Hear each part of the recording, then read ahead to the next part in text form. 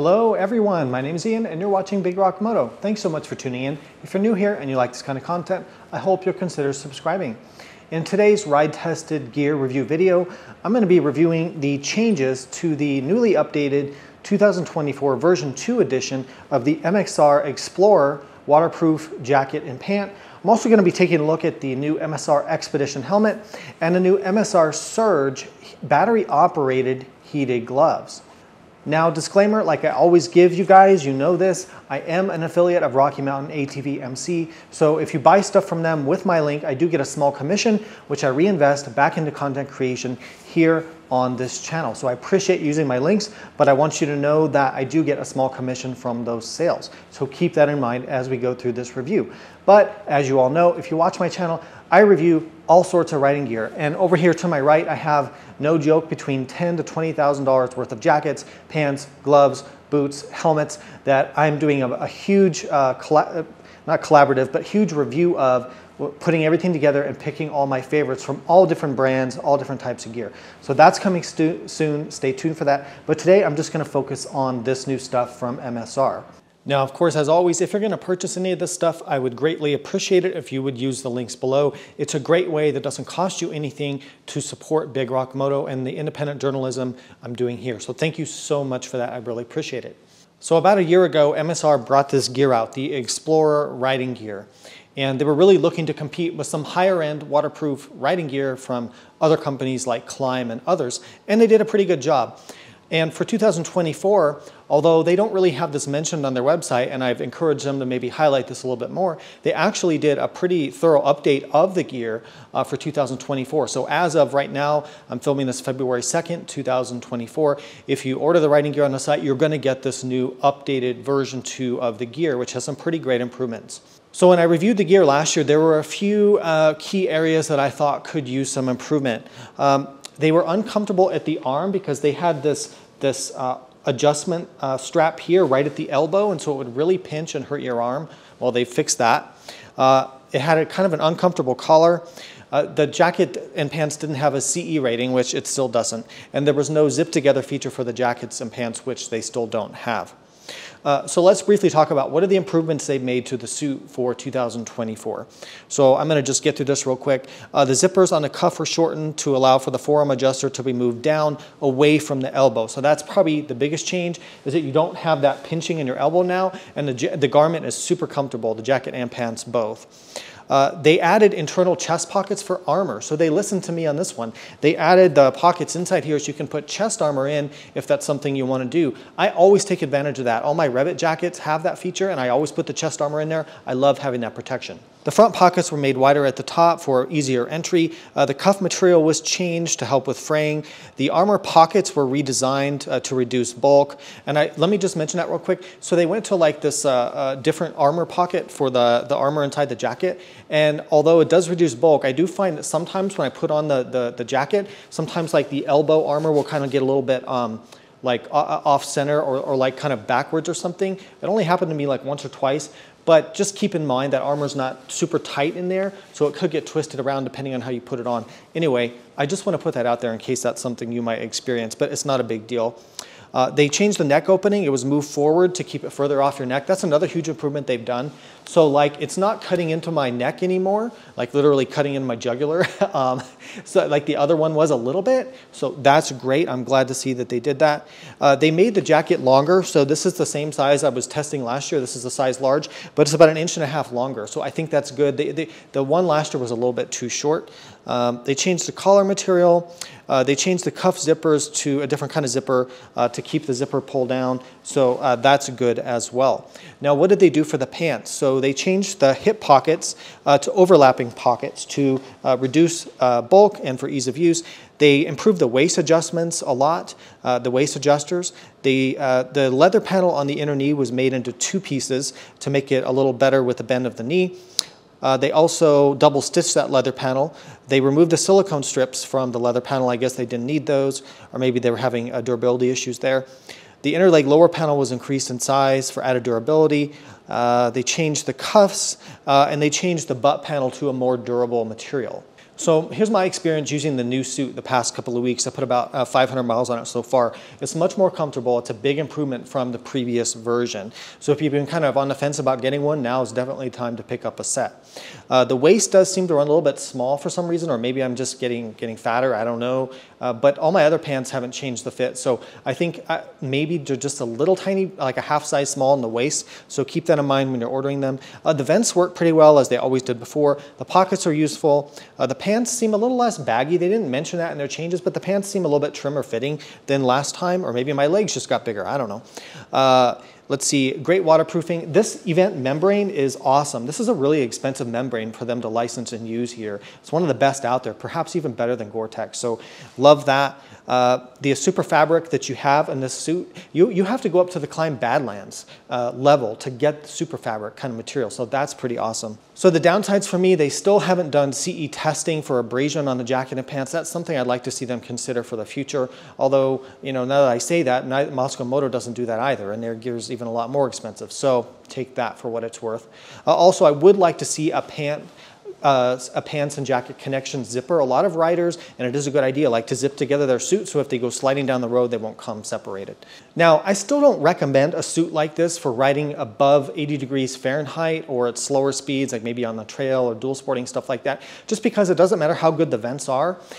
When you're riding slow, the air can't flow through the vents at like below 30 miles an hour, and you're going to overheat and get too hot. So just don't wear bulky hot rain gear in warm weather when you're riding slow for off-road situations. Just don't do it. You know, that's where you need a mesh suit. I really do think this is a good competitor, a very strong competitor, obviously at a lower price, to something like the Climb Carlsbad and maybe even the Climb Badlands. All right, let's take a quick look at the MSR Xpedition Helmet. So in a nutshell, what we have here is a stylish, good-looking, protective, comfortable dual sport helmet for around $180 price point. One of the best things, in my opinion, about this new MSR helmet is that it has the MIPS protection system. So MIPS stands for Multi-Directional Impact Protection System, and it's a technology that allows the inside shell or the inside liner of the helmet to rotate slightly in an accident, which has been scientifically proven and scientifically developed to reduce head injuries and reduce brain injuries. You'll see this in a lot of much more expensive helmets, and you'll see it in a bicycle world as well. If you look at the premium helmets that bicycle racers are wearing, they're all wearing MIPS helmets. So I've been using this helmet the past couple weeks, and overall I would say it's pretty similar and kind of reminds me, honestly, of the other helmets around this price point. With the exception of you're getting that MIPS system at this price point. So this compares like to the HJC DSX1 helmet, the Sidisi house brand dual sport helmet, which I have somewhere behind me here, which is also a good lid. You know, kind of helmets in that $200 or so price point. I think this is probably representing a really good value because it's under that 200 bucks. It has the MIPS, it comes in cool colors. I find it very comfortable. It's got decent venting. And there's not a whole lot to complain about. So what are the pros and cons? So the pros for this helmet, in my opinion, you've got a removable liner so you can wash that when it starts getting really smelly and gross. It's got pretty good ventilation that you can close off or open up when you need it. It's got the MIPS system, which we've already talked about. The pricing is obviously a huge plus for this. It's got an anti-fog face shield, although we'll get to this in a second. It has detents on the shield, so you've kind of got like a venting position here, which is really nice to clear the fog or just to get some airflow. And you have some nice detents in the shield. Some of the cheaper helmets that I've reviewed, the cheap dual sport helmets out there, or budget I should say, to be politically correct, don't have that, and that's a real bummer on some of those helmets, so I really like having those detents. You also have this adjustable visor, so this has an adjustment up and down for the peak there on the helmet. The downsides to the helmet for my use so far, the face shield does seem to have a tiny bit of distortion. It's almost like micro distortion. Like when you look through it, you can see like tiny little distortions in it. Some people may not notice it, and maybe it's just my helmet. Maybe I got a very early or pre-production model, but something that I noticed that I wanted to share with you. I don't think it's a deal breaker, and it's not like major distortions, but I just noticed it wasn't perfectly optically clear like some of the higher end helmets that I have. Another downside for me is that the visor doesn't have a attachment point for a pin lock for an anti-fog pin lock. So although they say it's anti-fog, I'm not sure I totally buy that. I think in really wet and cold conditions, you could still have some fogging, although there is quite a bit of airflow through it. But I would just like to see all helmets come with the provision for an anti-fog pin lock insert, because I find that to be essential for riding in really cold, wet weather. A few other things, operating the vents, while they do work, they feel kind of cheap and plasticky, which again, you kind of expect at this price point.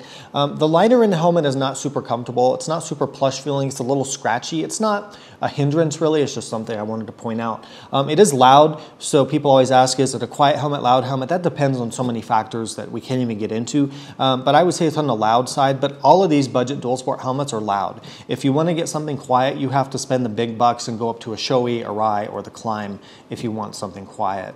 Another downside I noticed, it doesn't really have like cutouts in the EPS liner for speakers, for helmet speakers if you want to use a comm system, but there are like big cutouts for the ear, and there's not really any padding there, so I think you'll be okay putting speakers in it. It just depends on how my ears stick out really far. I guess I have like Dumbo ears or something, and so I have a hard time with speakers in any helmet.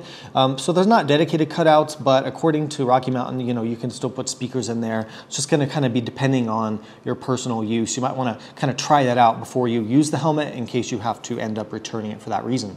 So overall, I think they've hit a pretty good home run with this MSR helmet. It's kind of like a lot of their gear. Like, it's not the best gear, but it's really good value for the price point. It seems to hold up well. And again, it's great to have these kind of budget options. So I think great job on this helmet, and I hope you'll check it out.